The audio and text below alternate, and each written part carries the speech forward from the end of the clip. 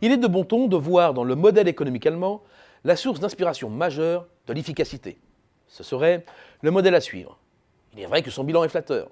C'est le seul grand pays européen à accumuler des montagnes d'excédents courants, près de 800 milliards d'euros sur les 5 dernières années. C'est le seul grand pays européen à dépasser son pic de PIB d'avant-crise. C'est le seul pays d'Europe, enfin, doté d'une croissance suffisamment forte pour quasiment assurer le plein emploi et contenir ainsi le taux de chômage à un niveau plancher. Pourtant, ce tableau idyllique ne doit pas en masquer les fragilités, des points faibles extérieurs, mais aussi domestiques. Examinons d'abord ce qui se passe au plan du commerce extérieur. En quoi ce modèle est vulnérable? C'est bien sûr l'envers de son point fort, sa trop forte dépendance aux exportations, et notamment vers des voisins européens affaiblis. C'est pourquoi l'Allemagne a pris le large et opéré un déplacement géographique spectaculaire de son commerce extérieur. Résultat, l'excédent alimenté aux 2/3 par l'Union européenne en 2007 est aujourd'hui généré aux 3/4 en dehors. Alors, l'Allemagne peut-elle se passer du quart de ses excédents européens? À l'évidence, non. Du reste, une Europe à la dérive tire l'ensemble de la croissance mondiale vers le bas. En conséquence, c'est la croissance mondiale et donc des nouveaux Eldorado des exports allemands qui s'affaiblissent. Mais ce n'est pas le seul problème. L'Allemagne voit s'ouvrir 3 nouveaux fronts.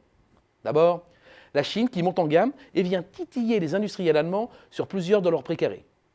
Ensuite, il y a la nouvelle agressivité du Japon, lancé dans une guerre totale d'échanges. Or, Japonais et Allemands sont souvent en compétition sur les marchés extérieurs.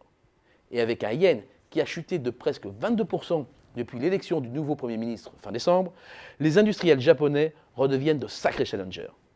Japonais d'un côté et comeback industriel des Américains de l'autre. Des Américains qui affichent des coûts unitaires parmi les plus faibles des pays industrialisés et utilisent l'arme du change pour renforcer leur position relative.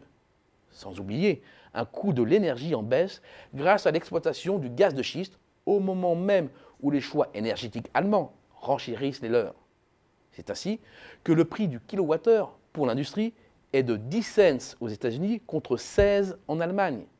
Un avantage de 60%, insurmontable pour des secteurs très énergivores comme la chimie ou la métallurgie.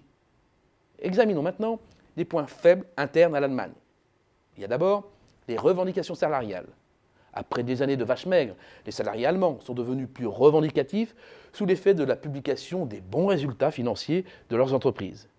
Mais le plus inquiétant, c'est sans doute l'accélération de la hausse des prix de l'immobilier et des loyers depuis plusieurs mois. Une hausse d'environ 7% depuis 2010 dans le neuf comme dans l'ancien, et dans un pays de locataires, les loyers flambent encore plus, avec des hausses, selon l'Institut berlinois DEW, de 28% à Berlin, de 23% à Hambourg ou de 16% à Munich. Or, la modération salariale, au cœur de la compétitivité allemande, a notamment été rendue possible grâce au coût très bas du logement. On le voit à travers ces observations, il y a de quoi s'inquiéter pour l'Allemagne. Sa stratégie mercantiliste va subir de grosses turbulences dans les années à venir.